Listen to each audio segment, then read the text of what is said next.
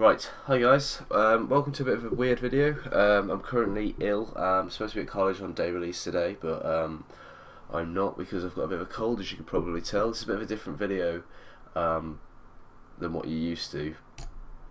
Basically, I broke my drift mount and yeah, I just haven't got around to replacing it. You know, I moved house, I've done several things and just haven't really had the time to replace it. I have been going out on my bike, haven't really done any more mods or anything to it, but I want to be able to share a video with you guys that might help some of you out.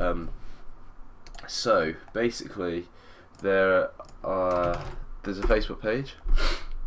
Let me just get to it. My internet is super slow. Some of you may know that I already follow this page. This is the Aprilia RS Owners Club, the open group. I was an admin on here, but I'm no longer an admin on here. But basically, you get this question a lot, and this is just a guy saying that his power valve stopped working. It no longer opens at 2K and 7.5K. It was working fine yesterday. What can it be? He reckons it's the control box. I mean, that must mean the Rave unit. This appears on here quite a lot. People saying that they've got power valve issues. You know, there's a few different types of power valve issues that you can get. You know, and a lot of people don't even know where to start with issues with the power valve, and they're quite common. So, what I've done is I have made a flowchart, which is here. Here's the flowchart that I've made, and this is basically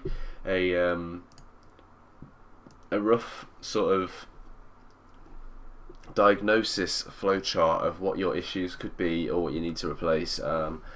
I wouldn't, you know, swear by it. It's something that I just made in 30 minutes because I've seen this guy needed some help, and it comes up quite a lot. You know, I comment on people's problems most of the time when I see them, if I've got time.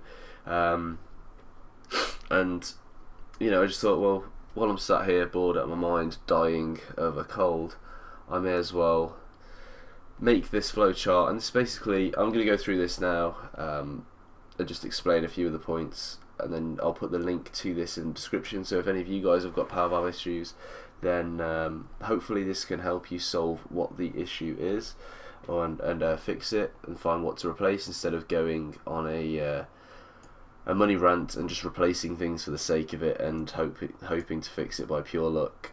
This might save you a little bit of money and time and get you straight to the point of what is actually wrong with it, because no one wants to just sit there and just waste money and end up replacing the whole power valve system when it could be something, you know, that maybe that doesn't even cost any money, just like cleaning it.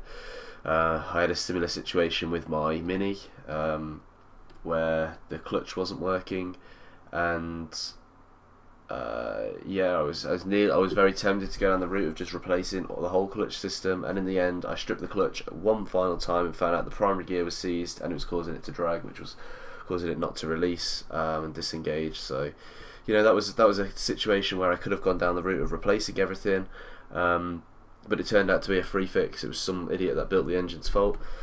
So yeah, anyway, let's get to it. So, for argument's sake, let's say you're going to work, you notice your power valve isn't working. So the first thing that you should think to yourself is, does it work when you are pulling away and you go through the gears from first to sixth? That is the first thing that you should always test when you think you've got a power valve issue, because you know the first time the power valve doesn't open when you hit 8,000 RPM, you know there's something weird. You know, the bike feels flat. It feels like it's lost a lot of power.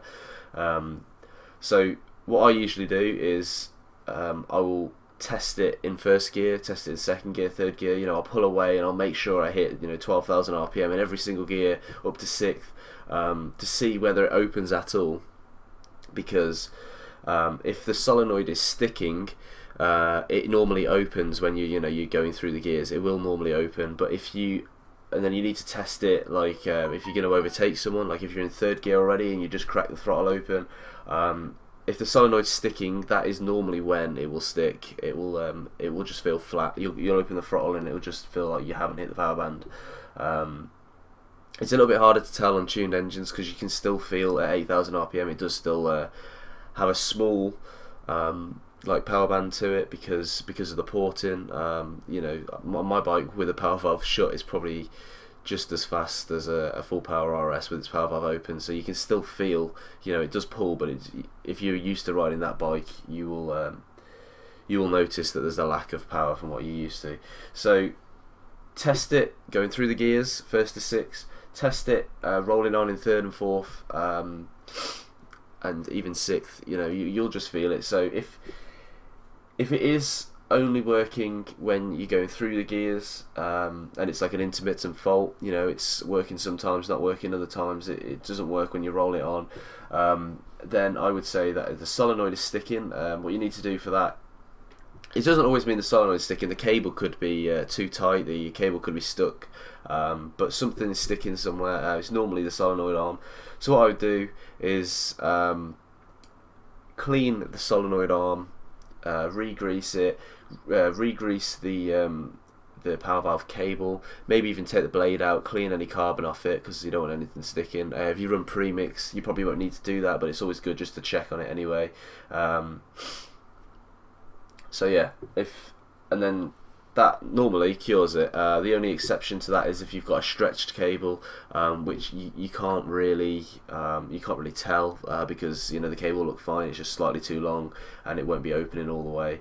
You can try and adjust that out, but that's not, yeah, so maybe I need to add another thing onto here, that if you do clean the solenoid and everything and it's still not fixed it, then it could possibly be a broken cable.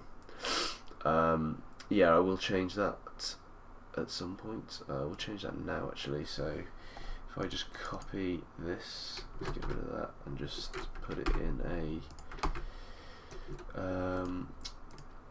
where have all the icons gone?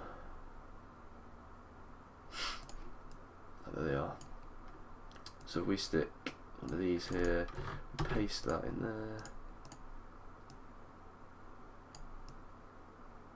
So yeah, if you guys got any suggestions of things that I've missed out, feel free to put them in the comments and I will alter this, because this is for your guys' benefits and everyone else's benefits really. So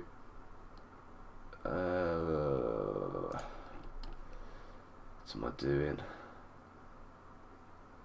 One of them, just put possibly stretched cable,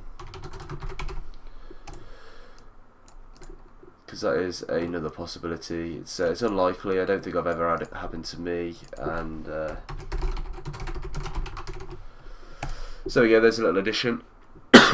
So if your power valve's not working when you're rolling on, or it's working every now and again, not always working, definitely go straight to the solenoid, clean it up, re-grease everything, clean the cable, spray some WD-40 down there. If it's still not fixed, you might have a stretched cable.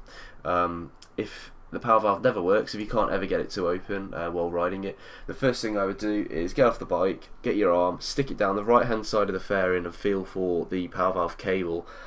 Feel where it goes into the top of the housing of the power valve, and just pull it. See if you can pull it out with your hand. 9 times out of 10, if the power valve's not working, you can just pull that cable straight out. And then you go down the yes route.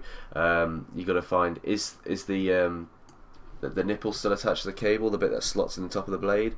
If it's not, then you're going to need a new cable. If it is, if it looks like it's intact and not worn out, then you probably need a new power valve blade, because what happens is the slot wears out and then the nipple on the cable pulls through the top of the blade.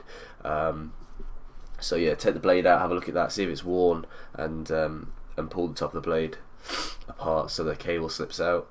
Then you'll need a new blade. If the cable is still attached and it's not worn out, then check that the solenoid's actually plugged in. I know it sounds stupid, but it could have got unplugged, you could have unplugged it, forgot to plug it back in, so just check that. If it's not plugged in, obviously plug it in. If it is plugged in, which is most likely going to be the case, because if you've got power valve issues, they were probably working before and not now. Test to see whether it opens on idle or not. If it's opening and closing on idle but not at the high RPM under load, it's probably go back to the cleaning situation. The way that I test it on idle is I remove the fuel tank and the battery tray, and then I connect the battery up without on where the tray sits, but without the tray there, so you can see the housing. If you have the housing up with the slot facing upwards, you can see the slot, and you'll be able to see if the blade opens and closes if you pull the rubber cover back. and you can just move the coolant bottle out of the way and just blip the throttle. You know, you could blip it over to 8,000 to see whether it's opening or not. If it's only opening idle but not at 8,000, go back to the cleaning situation, over to here.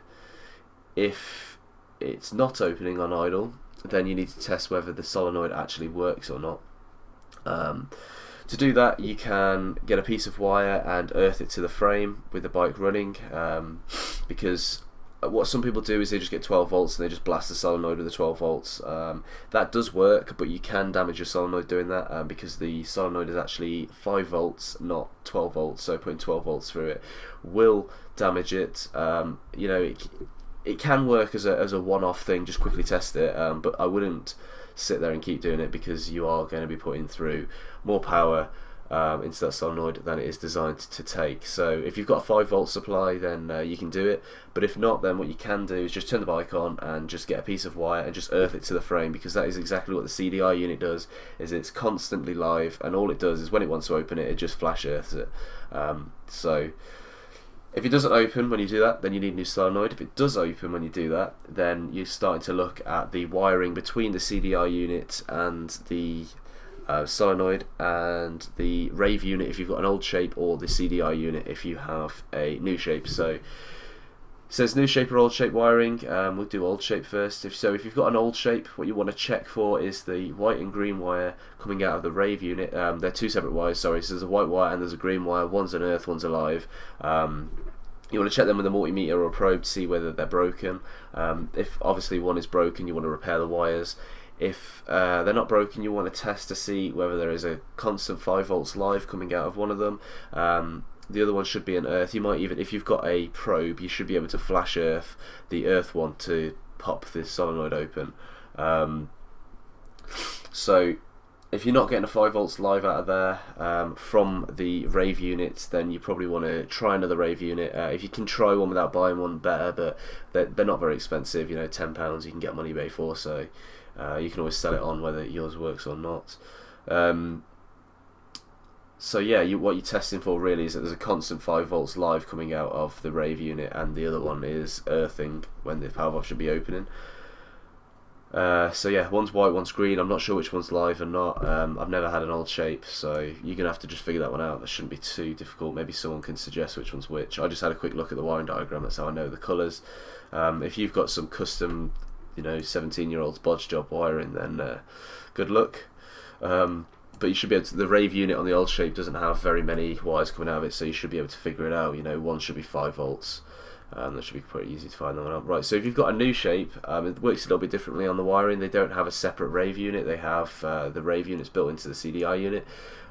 You'll know if you've got that because you'll have a new shape bike, but you'll have an AC29 or an AC36 or an AC34 CDI unit.